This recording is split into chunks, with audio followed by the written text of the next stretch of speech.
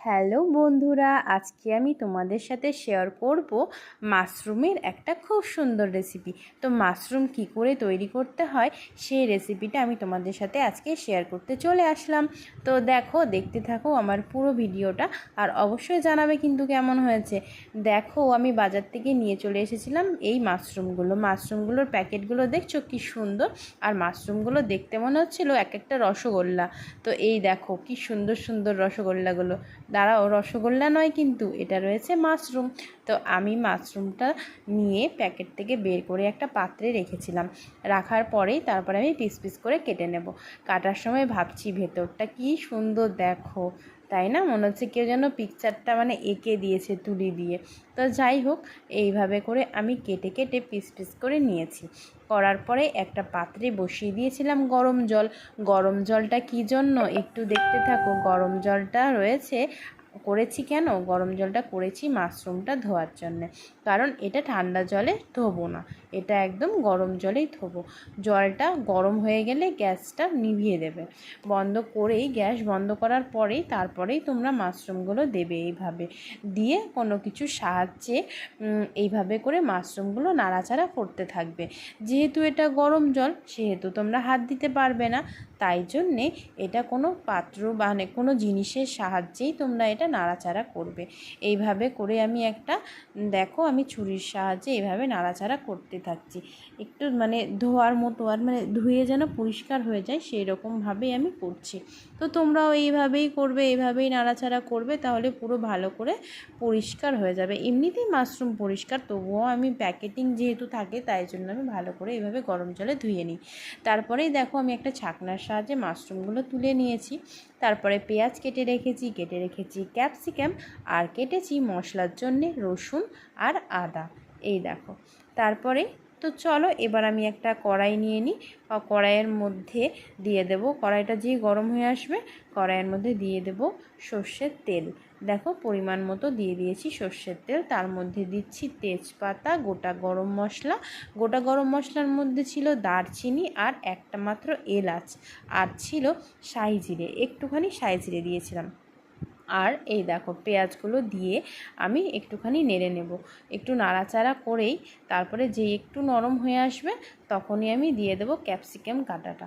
এই দেখো, কাটা ক্যাপসিকামগুলো দিয়েও আমি ভাজছি, একদম ব্রাউন হওয়া অবধি ভাজবো। তো ততক্ষণ আমি মাশরুমে হলুদ আর লবণ ম্যারিনেট করে রেখে দিচ্ছি।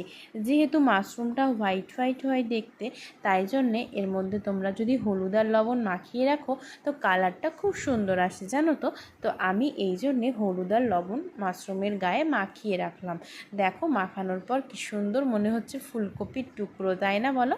এবার আমি একটা মিক্সিং বলে দিয়ে দিচ্ছি আদা কুচি, যেটা আদাটা কেটে রেখেছিলাম, আর পরিমাণ মতো রসুন। আর আগে আমার শুকনো লঙ্কা বাটা ছিল, সেটা আমি অল্প পরিমাণে দিয়েছি। তো এই দেখো, এই মশলাটা রেডি করে নিই। চলো এবার আমি মশলাটা রেডি করে নিলাম। এই দেখো, মশলাটা রেডি করেই তারপরে এবার যাওয়া যাক কড়াইয়ের দিকে। দেখি তো কড়াইয়ে কতটা হয়েছে পেঁয়াজ ভাজা। দেখো তো, একদম ব্রাউন ব্রাউন হয়ে এসছে, আর বেশিক্ষণ লাগবে না। এবার দেখো, মশলাটা দিয়ে দিলাম, দিয়ে এটা খুব সুন্দর করে নাড়াচাড়া করে কষাবো। আর দিয়ে দেব পরিমাণ মতো হলুদ। হলুদের পরিমাণটা একটু কম দিলাম, কারণ মাশরুমে মাখানো ছিল হলুদ, তাই জন্যে। তারপরে দিয়ে দিয়েছি জিরের গুঁড়ো। দেখো, জিরের গুঁড়ো দিয়ে তারপরে একটু যেন কালারটা ভালো হয়ে আসে তার জন্য আমি দিয়ে দিলাম একদম রেড চিলি পাউডার। তো সেটা দিয়েই আমি নাড়াচাড়া করে নিচ্ছি যতক্ষণ না তেলটা ছেড়ে আসবে। তারপরে দিয়েছি মিট মশলা। দেখো, মিট মশলা দিয়েও নাড়াচাড়া করে নিচ্ছি যতক্ষণ না তেলটা ছেড়ে আসবে, ততক্ষণ কিন্তু কষাতে হবে। তারপরে দিয়েছি আমি টমেটো সস, তোমরা চাইলে টমেটো পেস্টও দিতে পারো। তো আমি টমেটো পেস্টটা দিইনি, আমি টমেটো সস দিয়েছি। তো টমেটো সস দিয়ে আমি দেখো নাড়াচাড়া করছি যতক্ষণ না তেল ছাড়বে ততক্ষণ। দেখো, এই দেখো, একদম মশলা কষানো হয়ে গেছে। ম্যারিনেট করে রাখা সেই মাশরুমগুলো দিয়ে দিলাম। দেখো, ফুলকপির টুকরো, একদম ফুলকপির টুকরো দিয়েছি, না না মাশরুম দিয়েছি, তোমরা ভুল করো না যেন।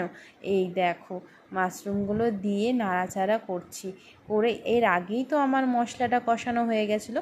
যেহেতু মাশরুম থেকে জল বেরোয় হালকা সামান্য, তাই জন্য আমি আবার থেকে কষালাম। তারপরে আমি গরম জল করে রেখেছিলাম, গরম জল পরিমাণ মতো গরম জল দিয়ে দিলাম এর মধ্যে। দিয়ে এটাকে আমি খানিকক্ষণ নাড়াচাড়া করে ফোটা অবধি, মানে যতক্ষণ ফুটে না আসছে ততক্ষণ একটু ছেড়ে দিলাম। দেখো ফুটে এসছে, এর মধ্যে দিয়ে দিলাম কাসুরি মেথি আর ধনে পাতা কুচি। তো দিয়েই আমি এটাকে নাড়াচাড়া করব।